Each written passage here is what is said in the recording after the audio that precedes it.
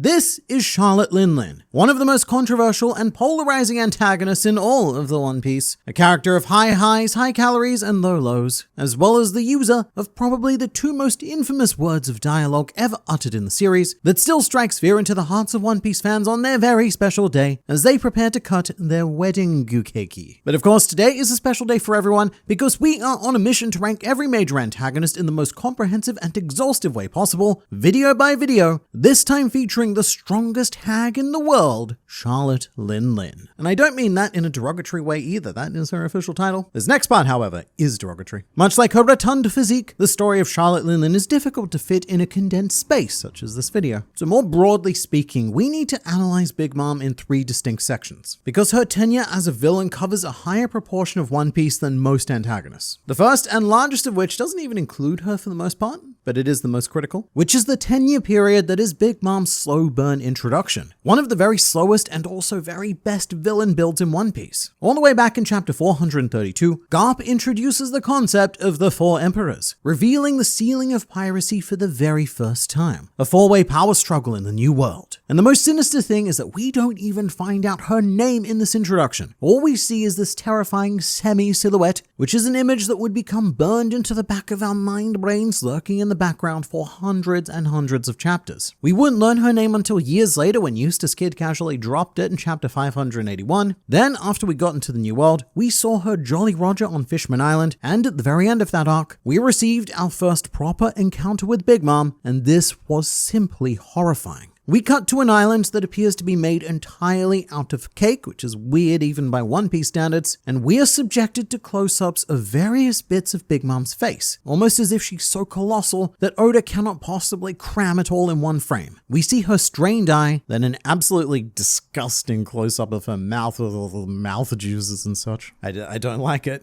And what's worse is that I believe this is the perspective of the unfortunate person who she then goes on to eat. And we then cut to a very full body shot of her, and what we see is a colossal contorted slug on a throne. Her individual teeth are twice the size of most people's heads, and what we're looking at here, it is simply not human. It is a morbidly obese demon cursed by gluttony who can do nothing but consume and consume. She's portrayed as less of a One Piece character and more like a demon from Berserk. Of all of the villains in One Piece, Big Mom is one of the only ones to have inspired a feeling of true terror within me, because a lot of antagonists are capable of being intimidating and overwhelming, but not a lot of them are able to make me think of the most viscerally disgusting ways that they would kill me. Big Mom also manages to conjure a very morbid curiosity, because, to be blunt, she doesn't have the presence or the physique of what power traditionally looks like in this world. So to think that she is one of the 4 strongest pirates on the planet means that there is an even more sinister twist waiting for us underneath all that. And we would finally discover what that was in chapter 827 when we cut to Totland and witness Big Mom in the light of day for the very first time. And if you don't read the words, this picture looks lovely and delightful, like something you'd paint on a preschool wall. But then you remember that you can speak English and you start reading, and oh my god, the lyrics that she's singing. Let's all eat a tasty cake. It's the sweetest deal to make. The tea party from hell. Is it strawberry jam or someone's blood? Either one is fine. If you're invited, you have to come. A demonic sacrifice for our sweet pastime. This is our beloved land of dreams, a country where all people come together. It's Tottland.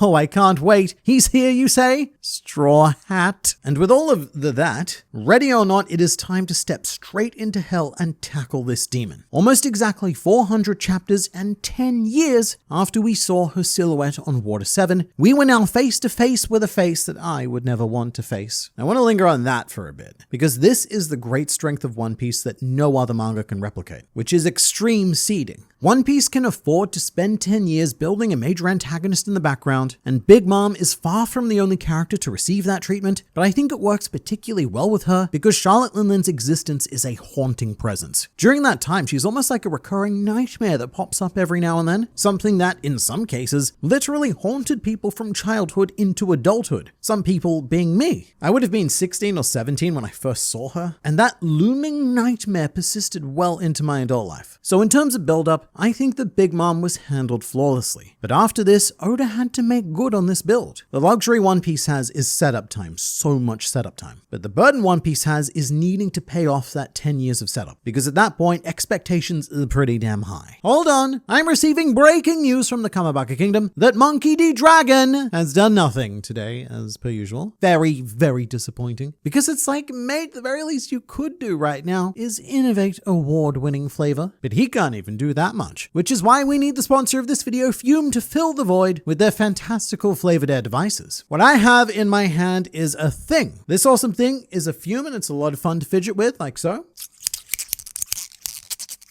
So satisfying. But its primary function is an all-natural flavored air device involving no electronics, no vapor, no harmful chemicals. In fact, Fume's cores are closer to herbal tea. Nothing addictive whatsoever. Fume is also completely battery-free, no need to charge it. Charging air is a pretty futile exercise anyway. With my favorite flavor, as always, being the sweet, sweet orange vanilla. I'm sure that Fume probably want me to showcase the many other flavors that are available, but I just can't do it. I am committed to this one. But I am a mere one of over 300,000 customers that Fume have served. And for a limited time, you can use my code GRANDLINEREVIEW to get your free Fume base when you order the Journey Pack. It's the all-new magnetic stand for your Fume device, so head to tryfume.com, that's tryfum.com, and use code GRANDLINEREVIEW or scan the QR code on screen to get your free Fume base when you order your Journey Pack today. Oh dear, look at Dragon. He's been triggered by the word journey because it implies movement. But don't be him. Do something, anything, like Fume, that's the thing. But for now, it's back to you, me. And Charlotte Linlin did not disappoint during her run as a main antagonist on Whole Cake Island, treating us to the terror of her devil fruit, the Soro Soro no Mi, allowing her to manipulate the souls of herself and, more importantly, others, souls which she can then use as a resource to craft whatever her imagination desires. It is not an exaggeration to say that she possesses godlike power. Linlin can control the weather. In her left hand are the lightning clouds of Zeus, and in her right is the sun itself, Prometheus. And it's just,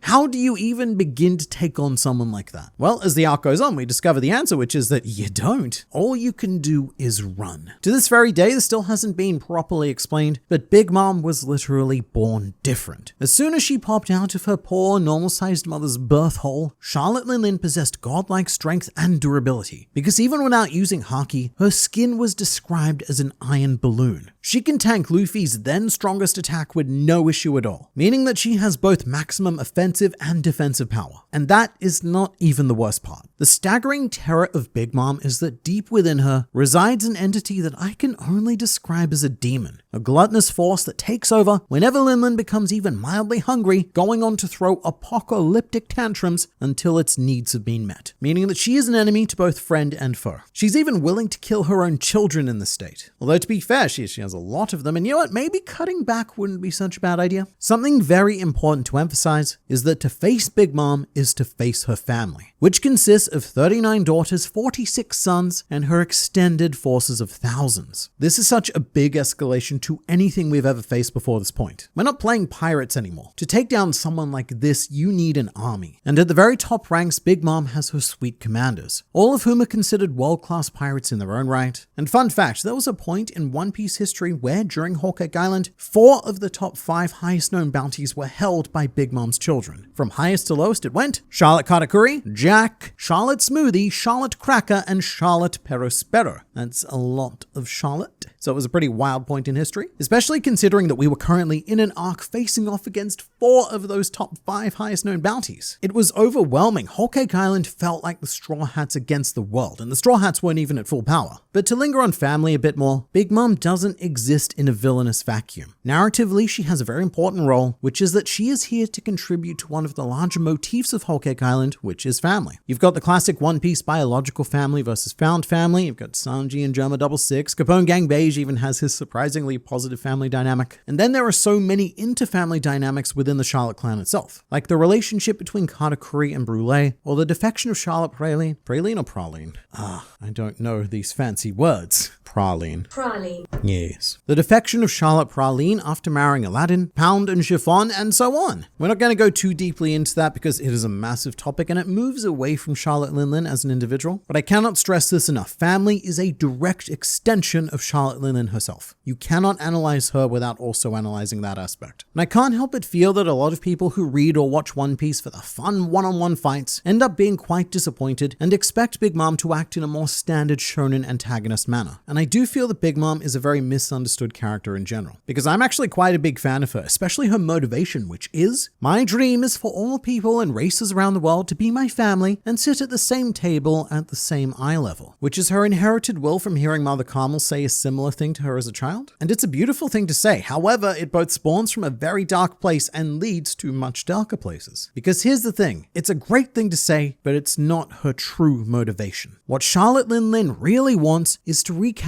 the happiest moment of her life, which was her 6th birthday party, where she was surrounded by a table of people from a variety of races who all loved her and gave her tasty, tasty food to eat. She's pursuing Carmel's words because she believes that that is the only way to get back to that blissful existence. So everything she does over the next 62, 63 years is a desperate struggle to artificially recreate this one organic moment of bliss and contentment. In this effort, she coerces people into joining her empire, she forces people to be around her, she demands that they make her tasty food all the time, and she expects their unconditional love and admiration. Big Mom is only looking to create her own personal utopia. And on top of that, she also has a profound fear of abandonment due to her parents dumping her in Elbaf, and from Lin Lin's perspective, Mother Carmel and all of her friends abandoning her at the orphanage. Of course, the dark, sinister truth behind that incident is that Big Mom accidentally ate all of her friends in a hunger-driven fugue state, but Lin Lin would never figure that out. And on top of that, she was then found by the worst possible person, Struyson, who took this genuinely innocent child and groomed her to become the sickening demon we encounter today. With the right mentor, Big Mom could have remained on the right tier of the morality cake, but Struyson reinforced all of Lin Lin's most negative aspects and is directly responsible for the reign of terror that followed. All of which is to say, I understand Charlotte Lin Lin, and I feel sorry for her. Ultimately, all she wants is to be happy. She wants that moment from her childhood back. But she's been led down a very dark path and is now going about it in the most twisted way possible. For example, part of Big Mom's dream is to incorporate giants into her family. So she goes and pays Caesar Clown to kidnap children and perform gigantification experiments on them. Her dream is very superficial and definitely selfish. Big Mom wants a family because she doesn't want to be alone. She never wants to feel the abandonment she experienced as a child. So she's not so much concerned with the well-being of those around her. All she wants is for them to be around her. And to make this point, even her daughter's wedding was structured to be all about Charlotte Lin Lin. The wedding cake was made for her, all of the guests brought her presents instead of the bride and groom, and the whole ceremony was designed to honor Big Mom. Big Mom is a child in the body of a 68-year-old woman. Most children grow up, experience adversity and obstacles that requires them to grow and mature, to change their worldview to become a productive member of society. But Big Mom is what happens when a child is given the power of a god and never has to mentally mature, because the solution to every problem for the last 68 years has genuinely been to throw a tantrum. Big Mom's life is a literal Disney musical, and she values life in the same way that a child values toys, which is an incredibly dangerous mindset, because I'm not convinced that Big Mom 100% understands what she's doing when she decides to kill someone. This is despite the fact that she says stuff like, Germa's blood will spill before they can so much as tremble in fear, gunshots going off like fireworks, a rain of bullets that continues to riddle their dead bodies, and that's not even the end, that continues for a bit, which is horrible. But to Big Mom, this isn't particularly different from playing with toy soldiers and having them kill each other by going with the guns and such. That sounded more like a goat, but I'm not doing it again. So we have a perfectly set up character with understandable and, for me personally, even empathizable motivations. But I think the action-based implementation and the final third of Whole Cake Island is really where Big Mom starts to lose some people. Something I do need to mention is that the climax of this arc is 30 chapters long, where the crew are running from Big Mom, and during this time, she pretty much says two exclusive words over and over and over, which are, of course, wedding cake. And bear in your mind that 30 chapters is just under a year's worth of content. So to spend a year of your life watching this elderly woman screaming wedding cake over and over and over again every week, it's a big ask, and it does get quite fatiguing. And another part that gets a bit contentious is this impression that Big Mom is stripped of her power because the crew keep outsmarting and outplaying her, making Big Mom look quite ineffective, but to that I would say that that's very much the point. Again, Big Mom mentally is a child, and for a crew that work particularly well together with versatile abilities, no, they can't defeat her, but they can outwit her. And something I also appreciate about Lin Lin is that, rather unusually, it does not fall to Luffy to defeat Big Mom. His task in this arc is more focused on Katakuri, who will have his own video, but instead, Big Mom is more Sanji's challenge to overcome, because the task becomes to bake a cake that will be good enough to stop the hunger tantrum and knock her out long enough to allow the Straw Hats to escape. And there's a shocking amount of tension surrounding the cake itself, with even first son Perispera saying, "Steel yourselves, our fate rests within the flavor of that cake," which is a ridiculous line to say out of context, but he is completely correct. If Sanji can't satisfy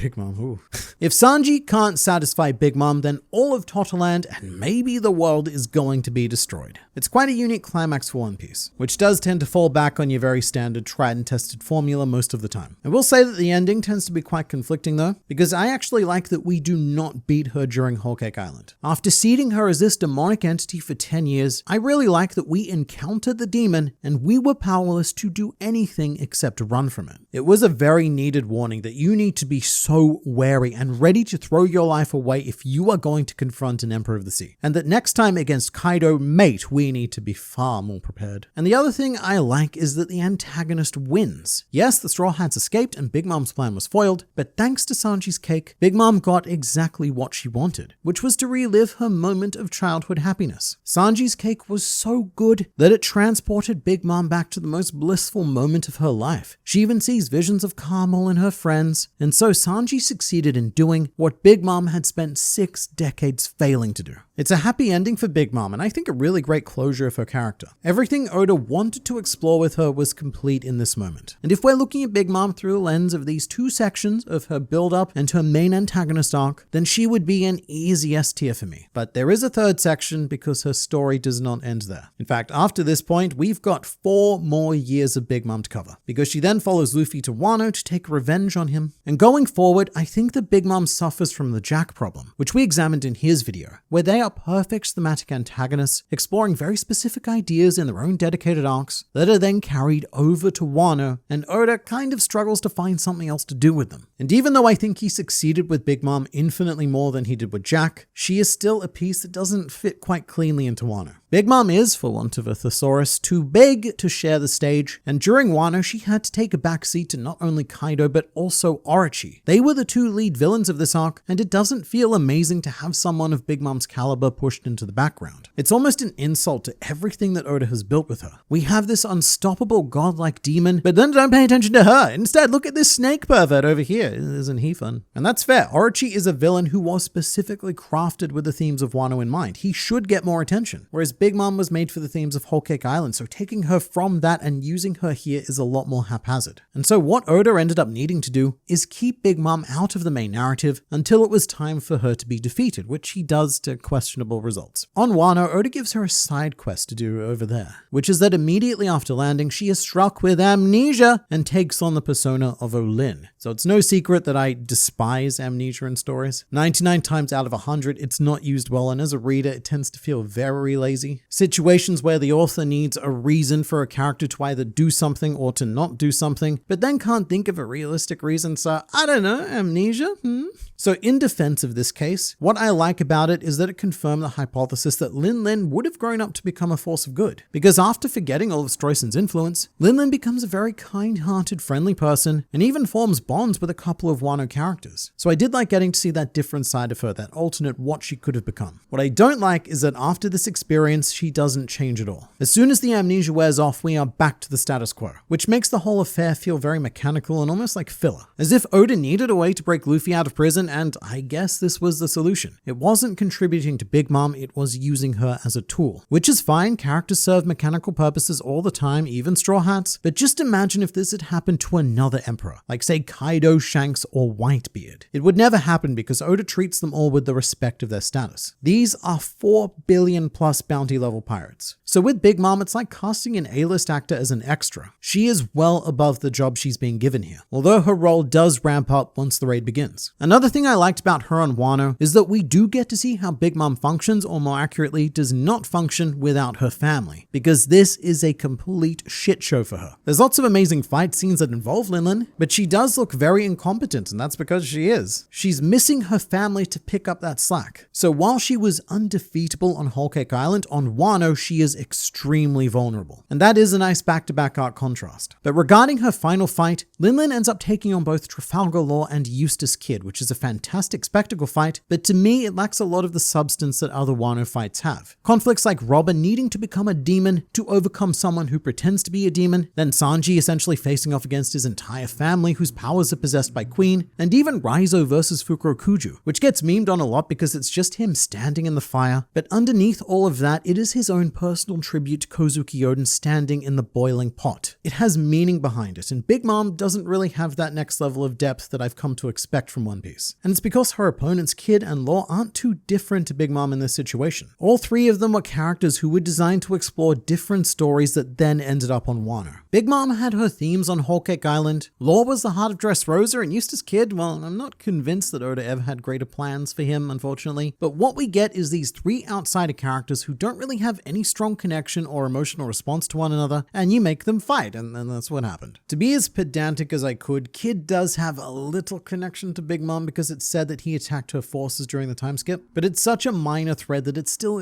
feels like nothing. So this conflict, it wasn't bad, but I do think it gets overshadowed by everything that had that extra layer of meaning behind it. Although there's one key exception to that. This is not a negative against Big Mom, but her being defeated before Kaido claims that first hit of finally conquering an Emperor of the Sea, and it lessens the impact when Luffy went on to beat Kaido. But I'm gonna go ahead and say that that's Kaido's problem, not Big Mom's. And in the end, look, I don't know how I would have changed anything on Wano to make her hit any harder, because I really like that Big Mom was victorious on Whole Cake Island, and defeating her there would have been completely unrealistic and definitely unsatisfying. But then carrying her over to Wano came with a lot of problems that very much reduced an Emperor of the Sea to being a side character. Then again, I also think that everything I've said about her on Wano is very nitpicky, because Big Mom definitely does not shit the bed in the same way that Jack did. His follow-up completely ruined him. Whereas Big Mom was more of a, she's still really fun, but just not quite as satisfying. Big Mom had one of the best villain builds, commanded a mostly fantastic and unique arc as the main antagonist, with a ton of depth behind her, and then did an okay job as a secondary antagonist after that. So in the end, I am going to give her an A+,